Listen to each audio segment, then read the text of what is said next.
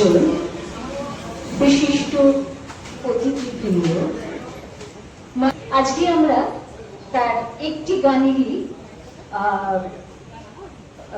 মানে রেকর্ড প্রকাশিত হবে এবং বিভিন্ন টিভি চ্যানেলে সেটা দেখানো হবে।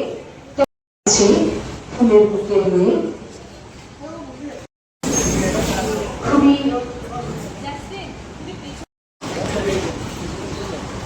আমাদের অত্যন্ত ভালো লাগার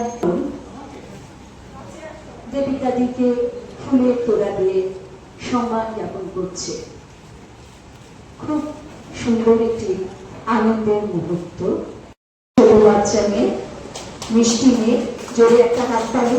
খুব সুন্দর মুহূর্ত। ফুলের তোড়া দিয়ে সম্মান জানানো হচ্ছে সবই ছোট শিশুরা। অত্যন্ত সুন্দর মুহূর্ত। পরিবেশটা যেন একদম ফুলের মতন হয়ে। আমি গান রিলিজ করছি, তাই আমার তো খুবই ভালো লাগছে। আমার পাশে আমার বাবা, মা এবং গুরুজন অশোক বেত্র স্যার আছেন। জয়শ্রী মিউজিক রিলিজ করছে একটি গানের অ্যালবাম।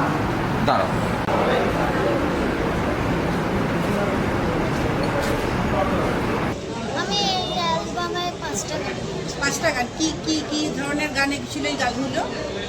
কাগজের নৌকা, চিকুবন, হ্যাঁ সুবা সামবে, আমার ইচ্ছাগুলো পাখির কথা, আর আইবৃষ্টি আইটা মঞ্চ করতে চাই। আচ্ছা, এই যে গান গাইলে তুমি, তো হঠাৎ কি মনে করে এইরকম অ্যালবাম একটা তৈরি করলে? কেন কেন মানে বাড়িতে তো গান গাও, গান শিখছো তো? কতদিন ধরে শিখছো? 2 বছর। 2 বছর হলো শিখছো। কি ধরনের গান শেখো? সব রকমের গান শিখি।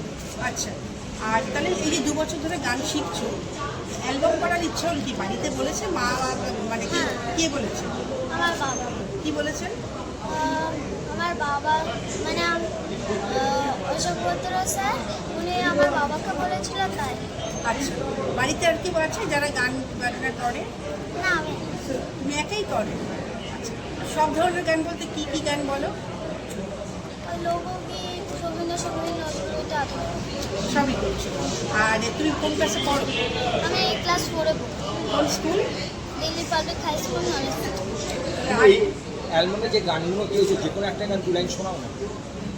কাগজের নৌকাতে চাল ঘুরতে যাব, যেখানে হাঁটতে মাঠে বন্ধু পাবো, সবুজের মাঠ পেরিয়ে মুশকিলাই, আমাদের শব্দগুলো ধরতে যাব, যাবি আইতে ছুটে, যেন যাই বাঁধন টুটে, নতুন নতুন দেশ ঘুরে বেড়াবো, নতুন নতুন দেশ ঘুরে বেড়াবো, কাগজের নৌকাতে চাল ঘুরতে যাব, যেখানে হাঁটতে মাঠে বন্ধু পাবো।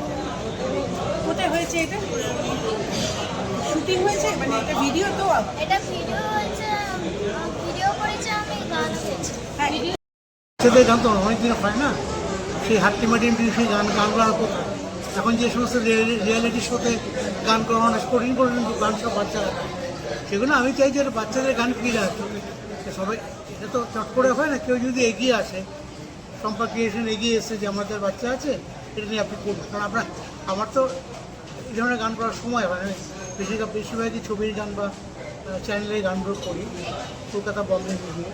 তাহলে একটা ভালো সুযোগ এলো, কাজটা করলাম। কিন্তু বাচ্চা আস্তে আস্তে যদি ওকে এখন তো এখন মানে মিডিয়া ছাড়া, সোশ্যাল মিডিয়া ছাড়া সে যেই হোক না কেন, এটা একটা সোশ্যাল মিডিয়া আসার একটা যুদ্ধ চলছে প্রত্যেক জায়গাতে, তারা ভারতবর্ষ জুড়ে।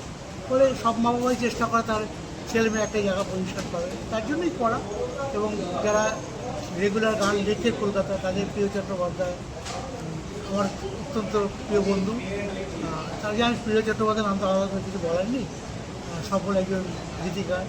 রাজীব দত্ত খুব ভালো দিচ্ছে, দেবাংশু চক্রবর্তী, এদের নিয়ে একটা কাজ করা, নতুন কাজ করা। মেয়েটিকে কেমন দেখলেন? তার মধ্যে এটা ভালো, আমাদের ট্যালেন্ট আছে, সুন্দর। আমি যখন রেকর্ডিং করেছি তখন দেখেছি যে এই সাহসগুলো না করে তো হবে না, এগুলো সাহস করে যে এসছে এগিয়ে আমার কাজ করতে, ওর সাথে ভালো লেগেছে। আগামী দিন পাবে, একটা জায়গা পাবে। একটা সময় তো সবাই তো এরমই থাকে, আস্তে আস্তে আস্তে আস্তে জায়গা পেতে পেতে ট্রেন্ড হতে হতে একটা জায়গায় চলে আসে। ও যেভাবে ট্রেন পাচ্ছে আশা করি আগামী দিনে একটা ভালো জায়গা পাবে। জাসলিনের কথা বলছেন তো? হ্যাঁ, তার আজকে এসেছি। এটা তো অসুখটা করেই থাকেন সবসময় দেখেছি, এবার বহুবার এরকমই ভাবে আমাকে আমন্ত্রণ জানিয়েছেন এবং নতুন নতুন আর্টিস্টকে গান গাইয়েছেন। অশোক ভদ্র এটা একটা কি বলবো উৎসাহ দেওয়া, নতুন প্রতিভা এবং যাদের প্রতিভা আছে। গানটা তো একটা অনুভূতির ভাষা, তো সেই অনুভূতিটা যাদের মধ্যে আছে তাদেরকে নিয়েই নাড়াচাড়া করেন অশোক ভদ্র এবং তাদেরকেই সামনে নিয়ে আসার চেষ্টা করেন। এবং আমি প্রতিবার দেখেছি, মানে যতবার এসেছি এরকম প্রোগ্রামে, সত্যিকারের এরা ভালো গায়ক যায়, এগুলো জানতে হবে জোর করে গাওয়ানো হচ্ছে না, সত্যিকারই ওরা ভালো গান গায়, ভারী মিষ্টি স্বভাবের হয় এবং ভারী মিষ্টি গলাও।